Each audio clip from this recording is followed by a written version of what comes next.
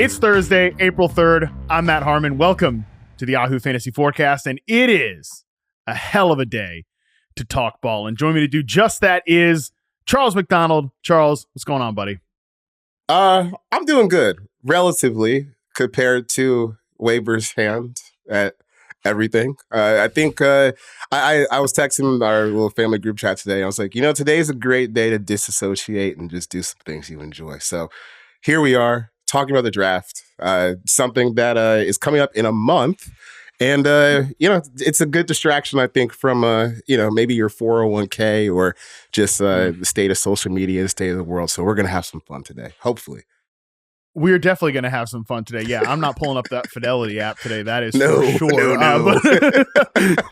Hey, you know what, though? I was going to come in here with some positivity because weather's great here, buddy. We got like 4 straight. I don't know what's going on up there in New York. We got 4 straight days of 80 degrees coming up here in southeastern Virginia. I got up and walked before the sun this morning in a t-shirt, no sun, full t-shirt, What? just like, yeah, bro, it's great. So in all things considered, I feel great today. And I feel great about what we're talking about today, Charles, because today we are diving into part 2 of our running back prospect deep dive. These are like the hidden gems, if I wanted to be clickbaity here, if I wanted to be like some of the exhausting fantasy accounts on social media, speaking of the state of social media, I'd be like, who is this year's Bucky Irving?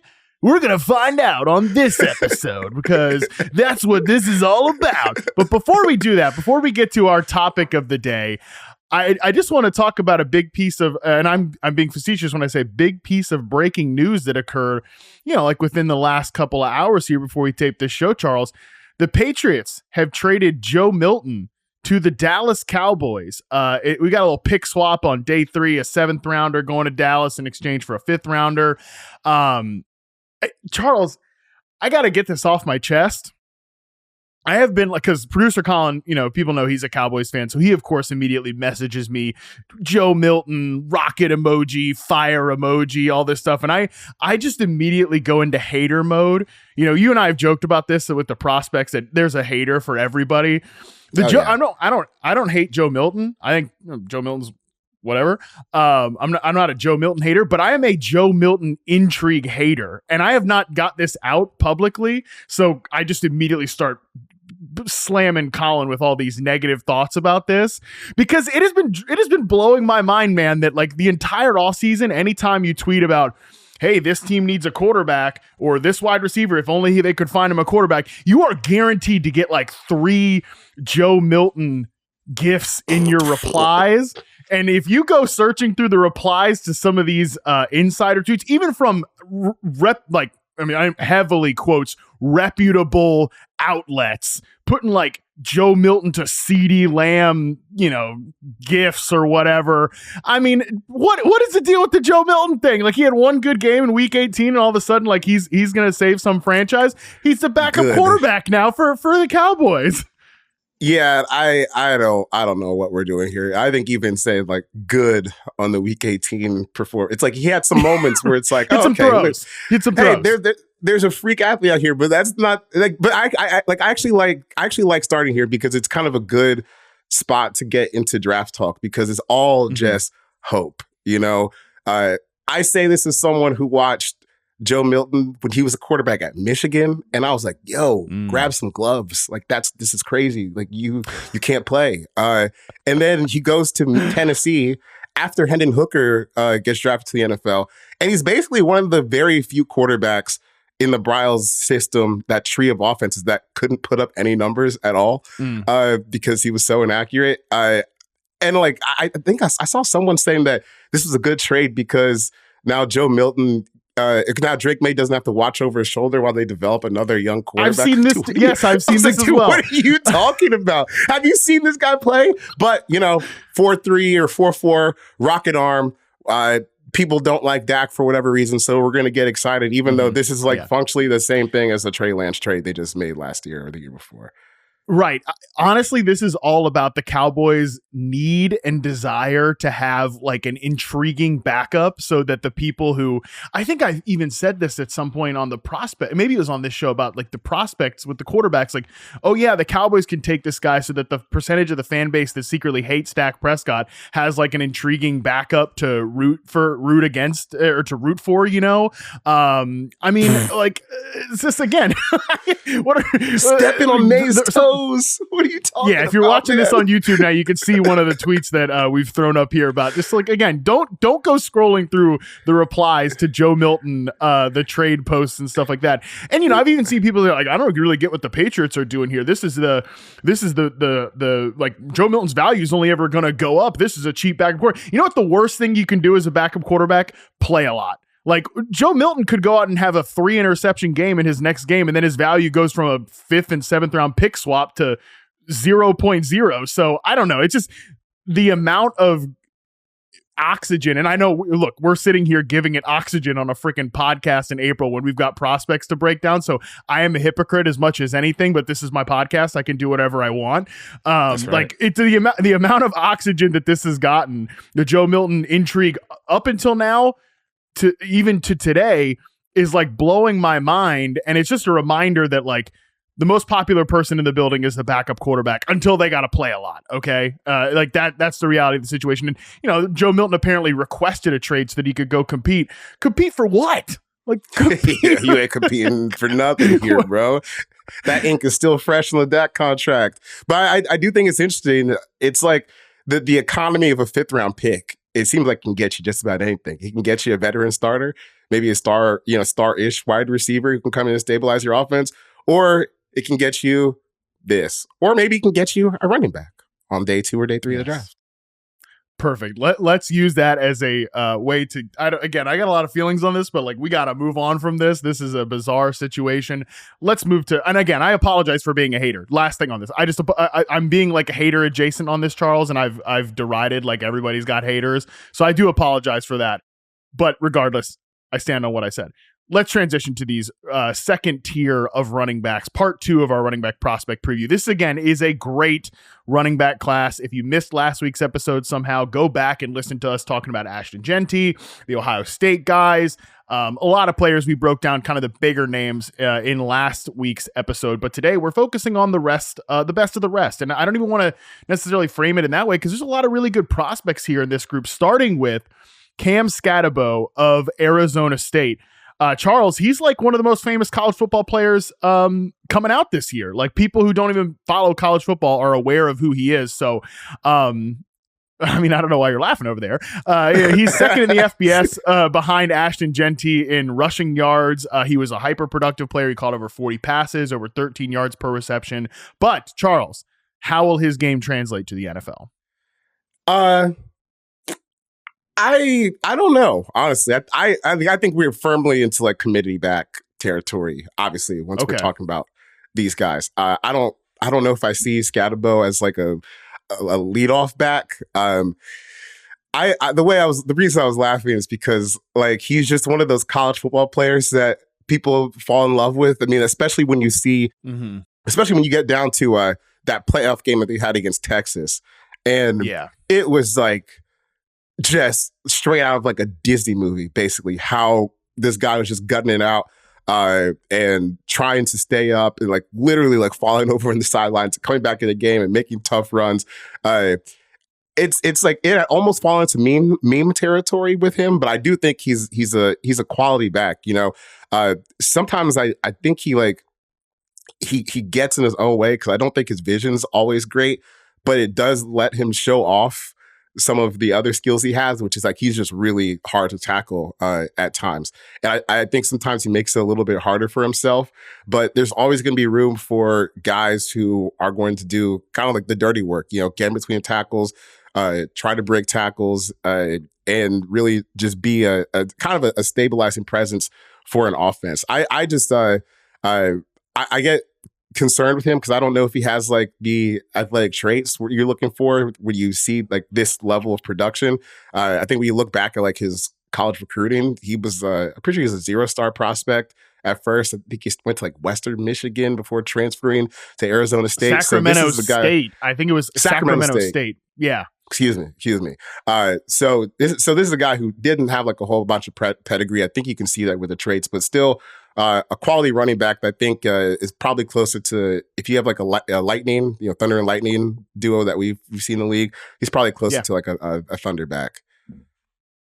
Yeah, like we said, the production is pretty outrageous. Over 1,700 rushing yards, scored 21 touchdowns on the ground. But again, he was like, I've seen some try to categorize him as like a fullback or something like that. Like, and I think that's, let's be honest, it's because he's like white and compact. Yeah. I mean, he's not a fullback at all. He actually is pretty decent as a receiver too. Like I said, caught 45 passes, 51% of his catches went for a first down last season. 13.4 yards per reception. Like the guy's got a little bit of pop to him, but it is the toughness. It is kind of the rugged style that, again, I think that's what gets him into that like fullback adjacent realm. But definitely some questions about his overall speed, although he ripped a 4.55, I believe, at his pro day at just under 220 pounds. So I think that's probably like straight line speed doesn't really matter as much at the running back position as it does like your initial quickness and burst. And I don't think he's the quickest or burstiest runner, if that makes sense, but I don't know.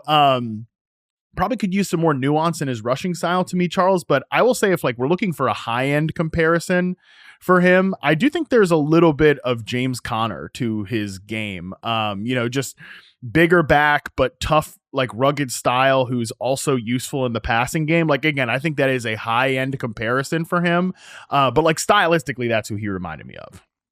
Yeah, I think that's fair. I don't want to sound like a hater. I just kind of struggle to see like where, in relation to the hype sometimes, like where his traits would lend him a role where he's going to get 200 carries in the NFL, and I just worry about his running style because he really does. He dishes out as much as he can take, but I think by the end of the season, you saw, okay, like this style is really, really wearing on him. Like he's throwing up during that Texas game and to his credit, trying and still making big plays like as he's really struggling through it. But part of that is like his own style of play. Luckily, I think for him, the next spot he's going to, whatever team that is, won't need to rely on him as like their main source of offense. If you are a team that finds yourself in that state, you're probably not a very good team, but it's like the workload coming off of him maybe will make him a little bit more productive. But still, I see him more as like a committee back than someone who's going to take all these carries for you. Yeah, to be honest, that's another part of like what the James Conner thing to me is. Like James Conner's another guy who dishes out as much punishment as he takes, and he's also missed time with injuries and things of that nature, which some of it's just been unlucky. But again, he does take that punishment. So yeah, to me, I think he'll be very interesting in terms of where he lands from like a dynasty perspective, because I'm with you, Charles. I think he probably ends up as a committee back. But there could be a moment. There could be a moment where he starts like 3 to 4 games and he's very fantasy relevant because he has that receiving ability. And that's, I think, the thing that makes him different than your typical, like, there's a couple of these guys in this group today that we're going to be talking about that I think might be pigeonholed as like early down bangers. I don't think Skattebo, even though he's got like that, he's got that running style, because he can catch the ball. And because I think also you've seen him run some real deal routes out of the backfield. I think that could give him, like, again, so I hate to make like another white running back comparison, but like Rex Burkhead, and I don't think he reminds me of Rex Burkhead necessarily, but how Rex Burkhead had a couple of moments in the NFL, Charles, where he was like a useful early down runner and useful as a receiver. And I'm saying useful in the complimentary term there.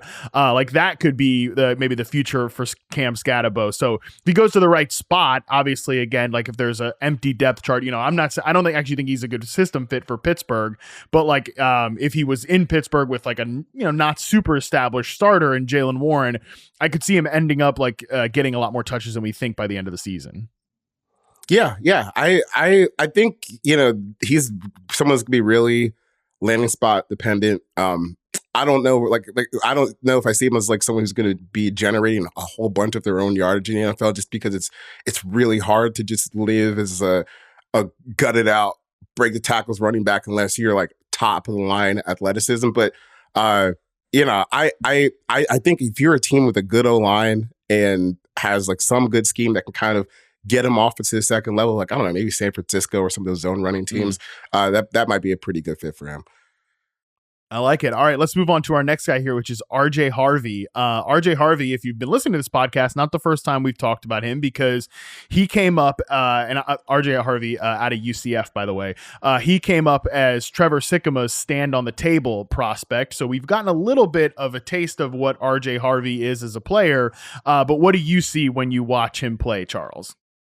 I'm torn on him a little bit because he's obviously so explosive. Like, there's so many long plays on his tape. I mean, there's some games where it feels like every time he touches the ball, he could go the distance. But where I kind of get a little bit concerned about him, it just kind of seems like he needs.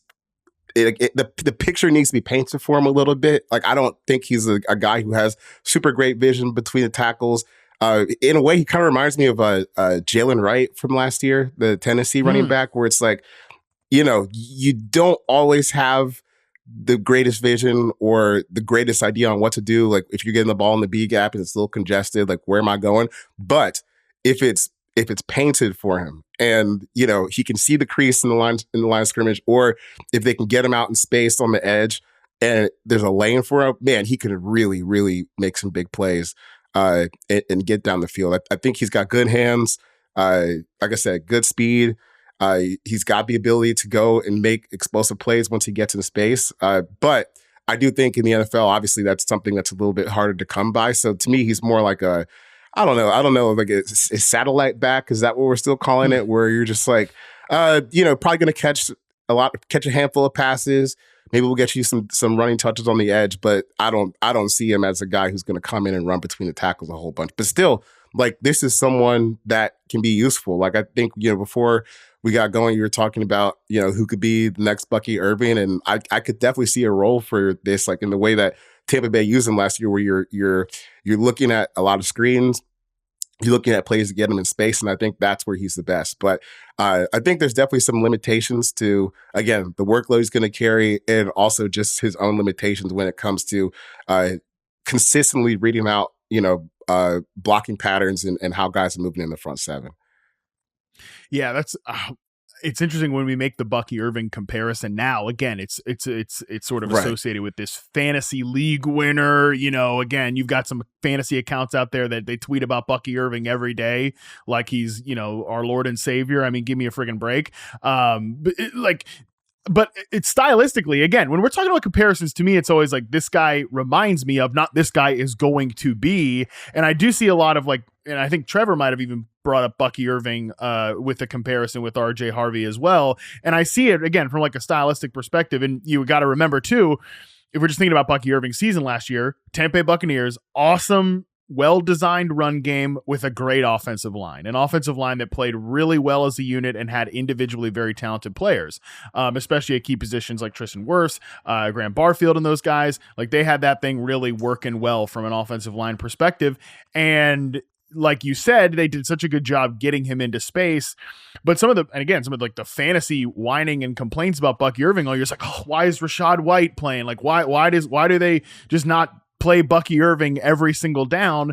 Well, it's because I think Bucky Irving's not the same passing down back that Rachaad White is. And I think, to me, I do think RJ Harvey has decent hands, but that's only part of being a passing down player. I don't think he's that great in pass protection. And I do think, like, him running real deal routes, I'm not quite there yet. Whereas, again, when we're just comparing Bucky Irving and Rachaad White, like, Rachaad White can run you some real routes that, even if he's not going to be the target on the play, he can give defenses something to think about, so that you open that screen for Chris Godwin, or you open that like corner route to Jalen McMillan because you've brought a defender down and things like that. So again, that's when we say Bucky Irving, I think those sort of comparisons kind of make a little bit of sense with RJ Harvey. Yeah, I when I say Bucky Irving, I'm more just being like, landing spot specific, he could be a productive player, because I don't think Bucky Irving is like a league winner if he doesn't end up, if he ends up on one of these teams that doesn't block all that well, they don't have a great OC, they don't lose wide receivers to injury, forcing him touches throughout the middle portion of the season. that could be a landing spot for RJ Harvey if it makes sense. But I also think like one of the things that stuck out to me when I was watching RJ Harvey is like he's a big benefactor of like how the hash marks are set up in college, where they're wider. So defenses, like if you're set up on like the right hash in college, you have a lot more space to cover to the other side than you do in the NFL, which is really difficult on defenses. So when they're strained and he can run out to the edge and find a crease, he's really good. But in the NFL, things are more condensed. So I think his skill set more kind of likens him to just like a satellite back or just someone who's going to come in on third down in the screen game and stuff like that. Yeah, it's interesting you bring up the point about the space too, because I definitely think that we talk about that all the time in the passing game, but we don't think about it as much when it comes to the run game.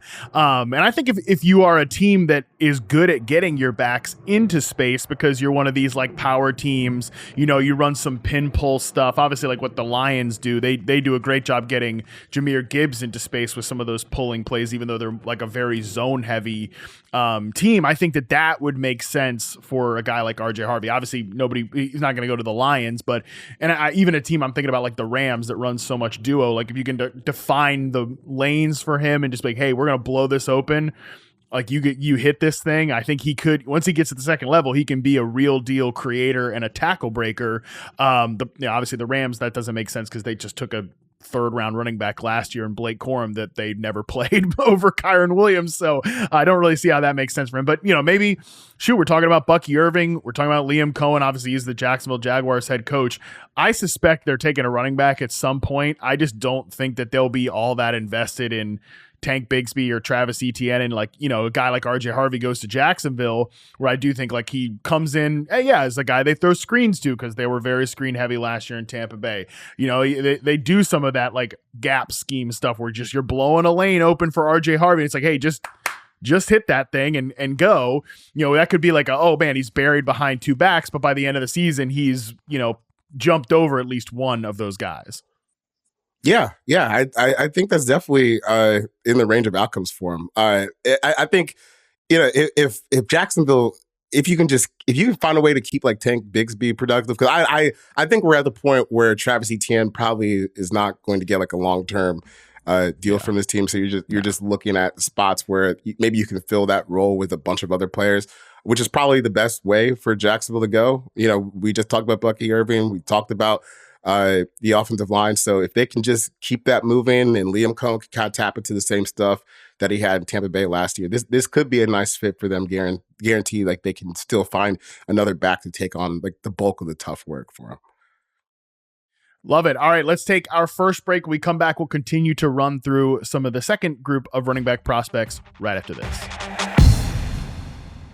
All right, we're back. Let's talk through Bhayshul Tuten out of Virginia Tech. Again, somebody that has come up on this podcast feed before. If you listened to the breakdown I did with EJ Snyder of Bootleg Football from the NFL Scouting Combine, his stand on the table player was Bhayshul Tuten. At the time I was like, I don't even know who this guy is, and you're throwing Bhayshul Tuten at me. And then of course, like a few days later, he rips off a 4.32 40, fastest among running backs at the NFL Scouting Combine. Again, Tuten out of Virginia Tech. Productive player, Charles. Believe he was top 6 in yards after contact among guys that had 140 carries last year. But there is injury concerns. There's maybe some stylistic concerns. So give me sort of your full profile on Bhayshul Tuten. It's funny because honestly, once I started watching him play, I was kind of surprised he measured 5'11". Looks a little. I don't know why he just looks kind of shorter than that on tape. But the name that comes up to me like when I started watching him play was Austin Eckler a little bit. Interesting. Because I think in the NFL he could be a weapon as a receiver. I think he's he's explosive in space. He's got the cuts, I think, where you can kind of get free in the second level. But again, a little bit like RJ Harvey, like it's still got to be opened up for him to a degree. But I do think he's got some better vision and some better ability to finish runs on the back end. But still, I think that this is a guy who can make a whole who make a big impact in the receiving game in the NFL, just because I do like the shiftiness and the vision once he gets going downfield. I don't think it has to be like quite as clear as it does for Harvey in a way, but still, this is a third down back, or someone that you're kind of scheming the touches to, because once he gets going, it's pretty tough to bring him down. But I think again, he's going to be one of these guys where you have to paint it for him a little bit just so he can get going in relation to the physicality of NFL players. And if you're going to be a guy like Tuten who fumbles every once in a while and has those ball security issues, you're probably not going to be able to hold on to a big time role in the NFL. But he didn't have a whole bunch of carries in college last year. It's just more about what he was able to do on those plays and how he was able to get open and spring himself free for some big plays for Virginia Tech. Yeah, no doubt. Like, the speed shows up on film, I think, with him. That wasn't just like a random little 40-yard dash he ran at the combine. Like, the guy can really rip it. So honestly, I jokingly thought the first kind of instinct that I had is like, man, the Dolphins, this is just like another running back they would covet, right? He's super fast. He probably translates pretty well to his zone scheme. So jokingly, I'm like, God, could you imagine the Dolphins take another fast running back? Like, just one more fast running back and everything comes together for the Miami Dolphins. But I don't think that's like a realistic landing spot for him. I actually thought, I think that Austin Ekeler comparison is interesting because I hadn't really considered too much like what he would be as a receiving weapon. I was kind of focused on more of like his rushing style. And again, like, get the speed to the edge, outside zone stuff. I was thinking teams like Pittsburgh, Cleveland that have, absolutely nothing at the running back position really, except like a kind of the typical scat back in Jerome Ford and Jaylen Warren and stuff. And I thought he might make an interesting complement for those guys. But yeah, if he's able to become a receiving weapon, again, that just gives you, if he's going to fumble, that's going to give you more reasons to like overlook that and make some excuses because he's a weapon for us and a big play option in the receiving game. Yeah. I really do think that there's a role for this guy. Because when I was going back and thinking about Ekeler, I just looked at the stats. I forgot, like, he actually did have so many touches those years for oh my God, the Chargers. Yeah. So many, dude. He had so many touches. He would be coming on when he would do the show with me. He'd be coming on and be like, it'd really be nice if we could find like a complimentary back, right? Like, he'd be coming on here getting excited about like Josh Kelly and stuff. And I know obviously he's hyping up his teammate, a guy he's in the room with, but at the same time, he's also sitting there like, yeah, man, I hope Josh Kelly can emerge. So he would always talk about the Melvin Gordon years. And I know for a fact that's because he would come on. I will never forget the time we were doing like a pre-show meeting on Monday. And I was like, hey dude, like, how's it going? And he goes, neck hurts, shoulder hurts, back hurts, ribs hurt. I'm dying. Well, I remember that's why he said he went.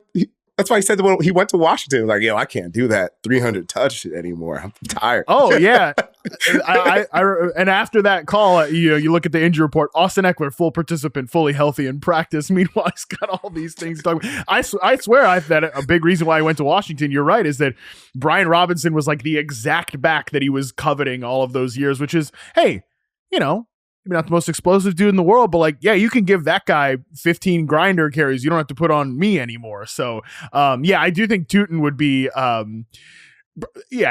think there's a chance he could be a high volume running back like Austin was at times, but I think probably best as kind of the slasher in a committee. Yeah, I agree. But I think there's so much to like about his game.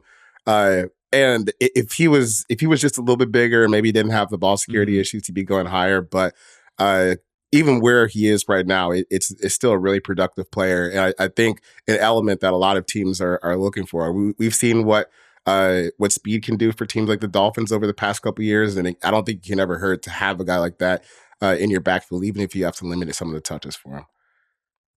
Yeah, and he might go on day 3 of the draft, but then would end up being probably one of the better like day 3 sleepers, just because and we also haven't mentioned this yet either, but long injury history, missed time, multiple occasions in college. So that's definitely something. I think he played this season with a brace as well, if I remember correctly from talking about this with EJ. Like, yeah, there was a lot of injury issues for him in college, even though he ended on a really high note, going over 1,000 yards, 15 touchdowns. So, durability concerns, fumble concerns, size concerns, like, as much as I really like the player, and I do think he could be a day 3 guy that exceeds those expectations, those 3 things any one of those 3 things can ding you down to day 3. We're talking about all 3 of them. That potentially could be a thing that happens despite the 40 time. The 40 time might be enough to get him at like the end of round 3, but I think probably looking at like a 4th or 5th round pick. But again, somebody I think could become a very nice sleeper in that situation. All right, let's move to our next guy here. Devin Neal. Devin Neal, Charles. I wrote this and I'm just going to throw it to you this way. I wrote him up in the in the running back preview I did for the website. I just said Devin Neal, no nonsense runner, gets the job done. If evaluators that love like teach tape runners, I think are going to really like Devin Neal. Agree or disagree with that evaluation? Oh yeah, I agree. It's funny because I was actually introduced to this guy last summer with the college football video game that came out.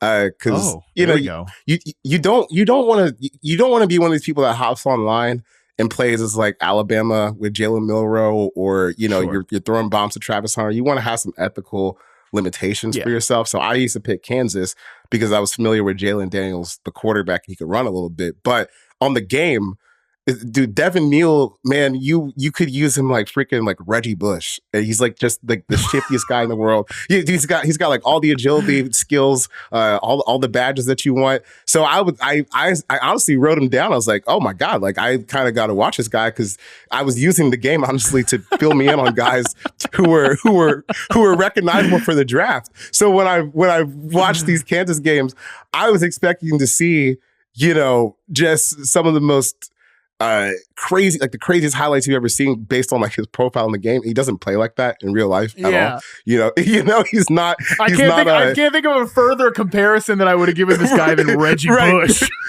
Yeah, no, dude, like you get him in space, he's damn near impossible to bring down. He's juking everybody out. But when you actually get to the games, that's funny because I was actually talking to Nate about him a couple of days ago, and Nate compared him to David Montgomery with the Lions. I think that's a really like spot on comp for him, even though he plays like Jahmyr Gibbs in the game. So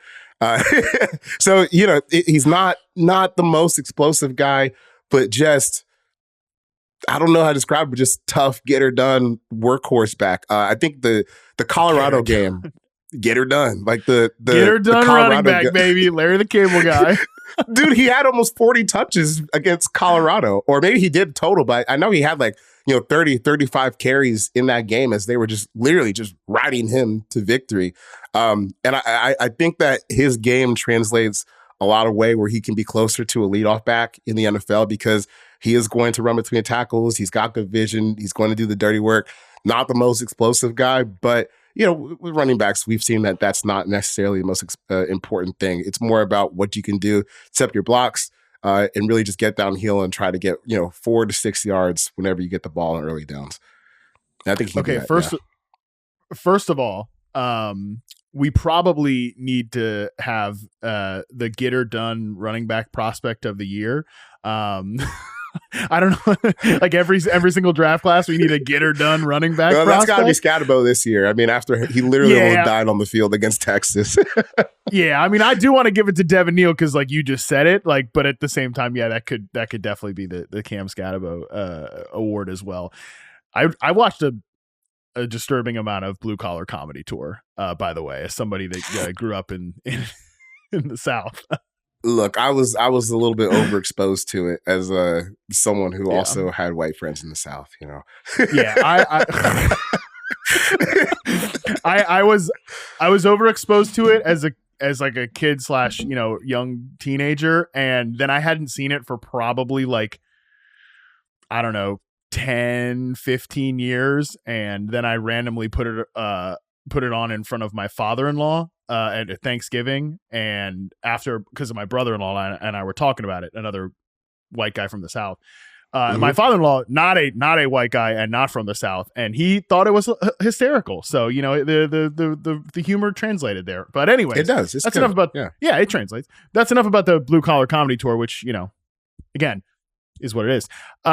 Need to get her done running back prospect every single year. Secondly, I actually forgot that Nate, since you brought Nate up, he was his Devin Neal was his stand on the table prospect when we did the crossover show at the combine. So definitely, again, like a no nonsense teach tape guy. The David Montgomery comparison, I mean, he is the ultimate like teach tape running back in the pros. So again, there's nothing really, yeah, that's so funny, the Reggie Bush thing. There's nothing flashy about Devin Neal at all, but if he goes to the right team, like I keep thinking the Patriots are going to be one of these teams that drafts a running back at some point that, you know, Mike Vrabel says they're fine. They're fine with Ramondre Stevenson. We like Antonio Gibson. They're going to draft somebody like this profile, you know, a rugged running back, and he's going to like take their jobs. I could see Devin Neal doing that to somebody, even if he's like a day 3 draft pick. Yeah, I think that's fair. Because to me, this is the kind of guy that you look at maybe in a couple of years, like, damn, how did that guy fall to the 4th, 5th round? And maybe we were just overthinking it, not falling in love with the measurables. But man, when you watch the tape, he's a really good player, and I think it was cool to see in big moments how much they leaned on him. I've watched a few of his interviews. He seems like a good character guy. So I'm hitching my wagon to this as maybe this is your day 3 guy that you look back, you're like, okay, we can credibly give this guy 200 touches a year, and it feels like a stable thing for our offense, even if he's not going to be, Saquon Barkley breaking 70-yard run to Derrick Henry, something like that. Still quality starting running back in the NFL. I think that's his future. Yeah, this David Montgomery comp just keeps crystallizing here that you've got there. So, all right, let's move to our final guy in this segment, which is DJ Giddens. I will admit this, Charles. This is the guy I have not seen that much of. So you're gonna have watched to tell like an hour ago. Oh, perfect. Well, then, so you didn't play with him in the college football video game, but you did cram for the pod here. So, which I did not. Kansas State, DJ Giddens. What do we got? You know who he reminds me of last year? I don't think he's like quite as explosive in terms of long speed, but he's kind of built like Tyrone Tracy that the Giants drafted from Purdue, where it's and I was really just thinking the frame wise, because he's kind of a taller guy, lean, he's kind of high cut, but he's shiftier than you would expect for someone who was kind of built like that. And I remember that was kind of my hang up with Tyrone Tracy last year. I was like, man, this guy's he's kind of built like a wide receiver, and I don't like that in my running backs. But he had a good rookie season. He was really productive.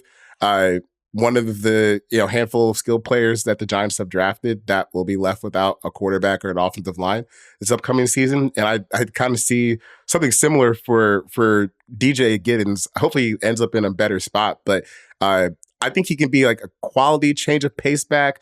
The only concerns that I have with him is I don't think his long speed is all that great. Like he's got some good bursts, I think, once he first gets the ball. But the long speed to me is something that's a little bit concerning, because there are some big runs on this tape where he's real close to getting hawked, or maybe he gets hawked right before he's trying to get where he's going.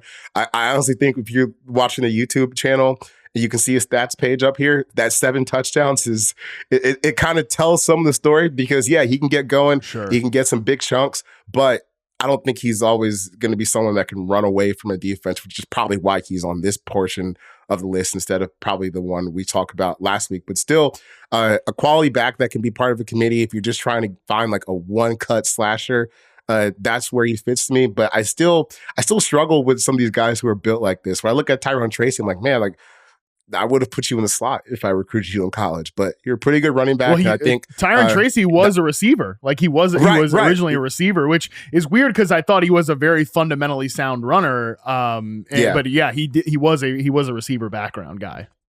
Yeah, and I kind of see some of the same stuff for Giddens, but I don't think maybe the long speed is quite there for Giddens. Well, I will say definitely one of the quieter stars of the combine. You're talking about the long speed. He did run a 4.43 at the combine in the 40-yard dash. He was second to Bhayshul Tuten in the vertical. He was second to Quinshon Judkins in the broad jump, a 10-10 broad jump. So the athleticism is certainly there. I think if we can get him just, up to snuff in terms of a technical running perspective, like this could be a guy that, again, becomes one of these day 3 sleeper types. Like, I don't think, obviously I'm not going to say he's Aaron Jones or anything like that, because like, I think Aaron Jones is just such an awesome player, but we're looking for like somebody like that, or like maybe, a Tony Pollard who was in the 4th round, another guy I think who, I don't know if he had a receiving background, but he's definitely built more like a runner, I think, than Giddens is, but somebody that becomes like a slasher in a committee that gets those like, this is always the thing with Tony Pollard versus Zeke when people were just looking at the yards per carry. It's like, yeah, Tony Pollard didn't get any of those like grinder carries. That's why that yards per carry is a little high for him. And I think that maybe Giddens could be somebody like that.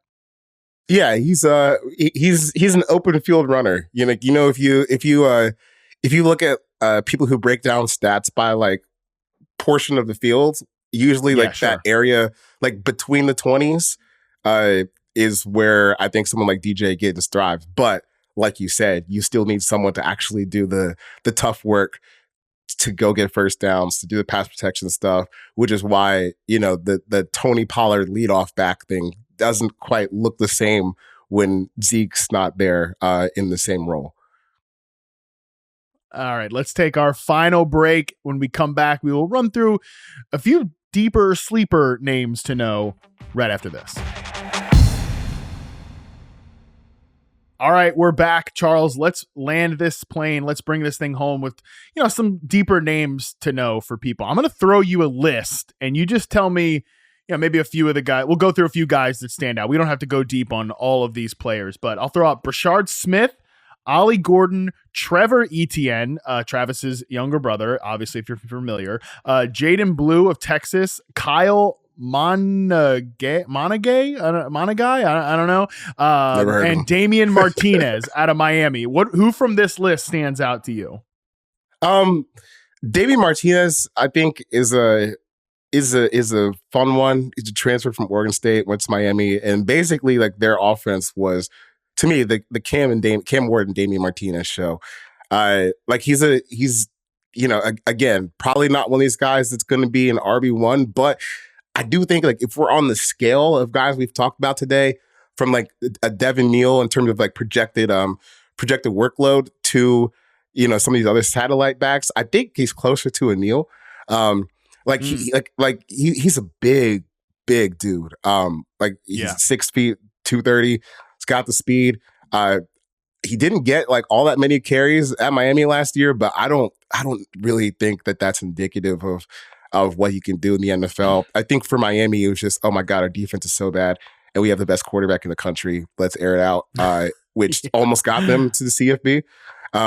But Damien Martinez, man, I think he's one of those guys where you look back at the transfer portal and you're like, oh, maybe this could be actually a pretty good thing, because he actually did really boost his stock. Because imagine, some of these guys, I look at them like, man, if you had just stayed at Oregon State, where the hell would you be right now? Probably not here. But still a really good running back. I like a lot of the work he does between the tackles. I like the vision. I like the burst. And I think he's a guy maybe that could end up being a better pro than he was in college, just because he was in a situation where I don't think he could be utilized maybe in the way probably that Miami wanted to be utilized, maybe the way that he wanted to be utilized. But you get into the NFL with not a lot of tread on your tires, and you put the tape together that shows that maybe you can be a leadoff back. I'm a pretty big fan of him, and I think he's a guy that has real boom potential in the NFL. And hopefully, he won't be on a team where they got to throw 700 times next year. I'm so glad that this is the guy you highlighted, because this is of this group, this is definitely like my guy. I really like his running style. Like a big back with some athleticism, definitely, sign me up. 10-4 broad jump on him. You see some of the explosiveness. He can really get rolling. The stats on him are really impressive. 3rd in yards after contact per attempt, 1st in 3rd down rush conversion rate among backs with 140 plus carries last year in the FBS. So quick feet, runs with a lot of power. We were just showing Lance Zierlein's player comparison from NFL.com as Deontay Foreman. I think that's a really good comparison. That's one of my favorite ones I've seen from Lance in this running back class, because there's been moments of Foreman's career, like I always come back to that stretch at the end of his time with the Carolina Panthers when Steve Wilkes was the head coach. And I mean, they were giving that guy like a bunch of carries after Christian McCaffrey was traded to the San Francisco 49ers. And Foreman became like the heart and soul of that team. This was after he tore his Achilles with the Texans. I mean, Foreman's been in the league for a minute now, to the point that Steve Wilkes was like, going Foreman in the locker room after the game, giving him game balls and stuff. And I could see that from like Martinez at some point. He becomes a lead back and becomes like sneaky an identity of a team that wants to have like a power run game. Yeah. This to me has boom potential just written all over it, because he's checked a lot of boxes. Like as you move through the draft season, like had a productive year, did well at the combine. He doesn't have a lot of tread on his tires. He's young. I think this is one of those picks that, again, we look back like a few years ago. Damn, we were kind of overthinking that one because he's got a lot to his game, I think. Trevor Etienne's probably another name to know in a very different way. Again, I wrote him up as somebody who, he's under 200 pounds. He doesn't. I don't know why he doesn't declared. have like we'll go into that because you're a Georgia guy, so. I mean, he's only 20 years old. So like, and look, I get it. Dude, Georgia's offense was not fun last year. It wasn't fun to watch. Yeah. They didn't block well. They didn't throw the ball well. I think, honestly, to his credit, at times, he was one of the few things that they could just try to get going every once in a while in these games. But so like, I honestly understand the idea of not wanting to go back to an ecosystem like that, because it just wasn't conducive to score any points. It wasn't conducive for his skill set, but it just seems like a risk that he's taking here. I like the speed. I do like a good amount of his game, but I don't think he always showed great vision. I think he exposed himself to some pretty bad hits last year. But again, if you're just looking for like the explosive element that he has, it's there. I just don't think it came to fruition the way that obviously he or Georgia was hoping to when he transferred from Florida over to Georgia. And now he's probably going to end up like, what, 5th, 6th round? This just feels like a pretty bizarre declaration to me. Like maybe you could have tried to transfer again somewhere else to find a better spot. Maybe you run it back at Georgia, but to be like 20 years old and declaring as a day 3 pick is a little bizarre to me. But still, he's got some athletic traits that, at least put him in a spot in the NFL offense where you would like to see him in the ball in his hands just to see what he can do. Yeah, I actually thought he had good hands too. Like he generally caught things when they were thrown his way. And I mean, again, is he like a route runner or anything like that as a running back? Maybe not. But again, I thought he generally, in flashes, like you said, like it's limited exposure, but I do think he showed the ability to catch the ball. So he could be a guy that like randomly pops up for like a 50-60 catch season if he just ends up with the right team. We don't see as many of those, the like James Whites or Dion Lewis's and stuff like that that'll just randomly have these monster seasons as just dump off like PPR scam running backs. But I do think that Etienne potentially could be that, and you do see the speed for sure. So maybe in the right offense that can mismatch their running back as a passing game asset, I could see that for him. But I agree with you, man. Like 20 years old, like you're playing for a big program, you could probably just roll the dice and like come into next year's draft even better, especially because this is such a crowded crop of backs. Yeah, it is a crowded crop of backs. Maybe that's just going to be the thing every year. I don't know, because I think the skill talent in college football is getting pretty absurd. But man, just to logjam yourself in here when like he only ran 500 yards last year, and again, I think a lot of that was due to the ecosystem, or 600 yards, excuse me. But still, like the production, it doesn't match someone who should be declaring for the draft. But maybe some team will just look at it with the traits and the speed and say, hey, we can figure something out here. I actually do think there's a chance he's a better pro than an NFL player, but still it's probably going to be a pretty specialized role for him. Last guy probably from that list we should talk about is Jaydon Blue from Texas. Another like speed demon player coming out of Texas, right? Runs a 4.38, even though it was him and Isaiah Bond, the Texas receiver. They're like, yeah, we're gonna break Xavier Worthy's 40 record, and then Matthew Golden ran faster than both of them at the combine. But yeah, Jaydon Blue is a guy who is fast, and I would say that if he's somebody that in the open field, he's got some home run hitting traits, but needs a lot of work as an actual true runner. And I would say that he's got to be like somebody that develops much more as a receiver than what we've seen so far. Yeah, Jaydon Blue, honestly, is a guy I didn't really get to, so this is all you. I mean, those were my notes. So that's what I've got. Yeah, there's the other guy I did want to talk about was Ollie Gordon, from Oklahoma State, because I mean this might be I'm trying to find the word for it, but like a Doak Walker award winner with the least notoriety that I can think of in the past few years, because I remember honestly, and I followed college football probably not as intense as I did when I was a teenager, but still I love the sport. I watch it every Saturday. The year he won Doak Walker Award, I had not even heard of him until after he won the award. And this is, a Big 12 running back, Oklahoma State. Like, this is a program that is reputable and everyone knows. So honestly, I was watching him this year kind of for the first time, and holy crap, that team sucked. They were so bad. They were so bad. I think what's kind of interesting about him is it's a good test or a good case study on like how much the supporting cast and all of the ecosystem around a running back matters, because there's still some plays where if you go back to the 2023 tape, a lot of big runs, a lot of powerful runs, explosive, and then you get to this one and it's still there. But I think what we learned this year is he's probably not a guy that can really create on his own. Now I think he can still do a lot of big bodied running back tough stuff, but their production wasn't there, and partly because the offensive line was so bad they couldn't really pass the ball. I think by the end of the season the team honestly had kind of checked out. But when you get to some of his 2024 tape, it's like, okay, the power is still here, the ability to finish and punish guys is still here, but at the end of the day, probably, a thunder to a lightning. Maybe not a guy who 2 years ago, if you had asked, man, he's going to be top of round or, a round one back, a top 50 back. Don't think that's in the cards for him anymore, but still a productive runner who can come in and be, just a dirty work guy for an NFL offense.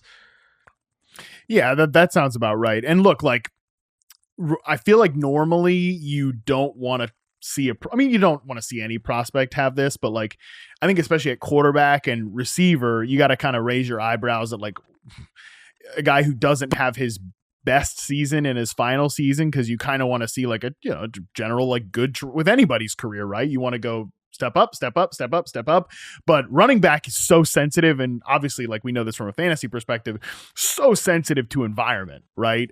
You get a guy in the right situation, he can look a lot better than he probably is, and you get a guy in a bad situation, a really good running back can absolutely. I mean, Todd Gurley with that 2016 terrible Rams team was, the consensus number 1 overall pick that year. And he was not a good fantasy back not because of Todd Gurley. Todd Gurley's a great back.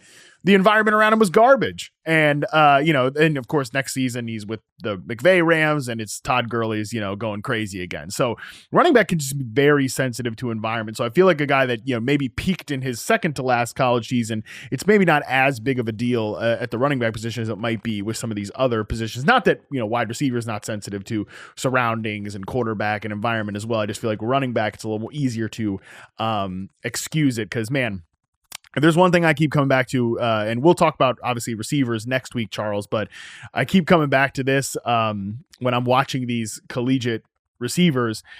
If you want to, if you're a college offense, you can just scam your number one receiver like targets and production, even if your offense is whatever.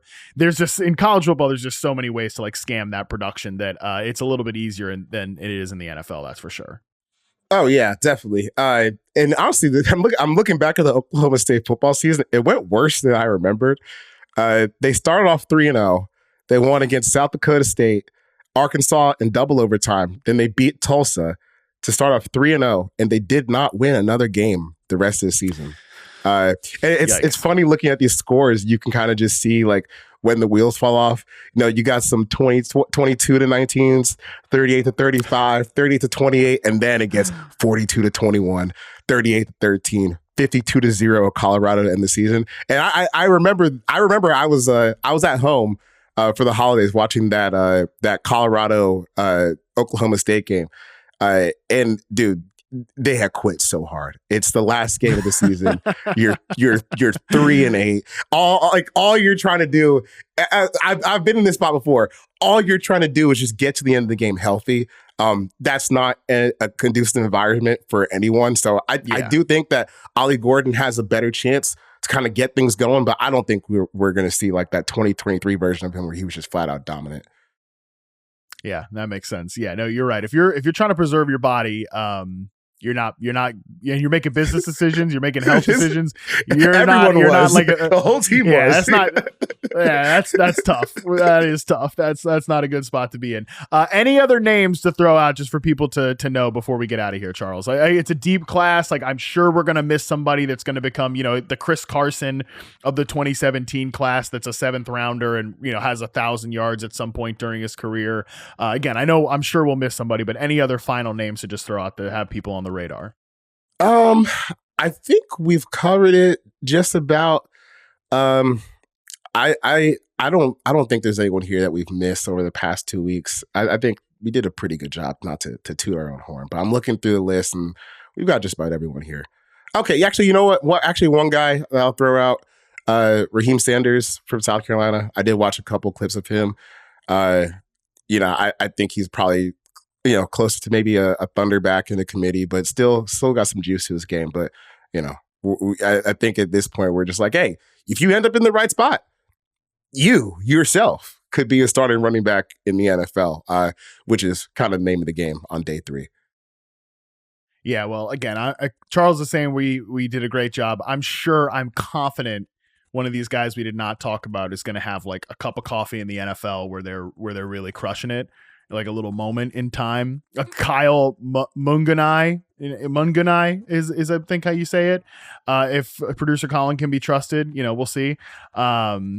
He'll absolutely dominate because I butchered his name at the beginning of this segment. So yeah, there's definitely somebody that's going to come back and bite us, but that's okay. That's what happens when you have a deep running back class. It is what it is. Charles, appreciate you for doing this, man.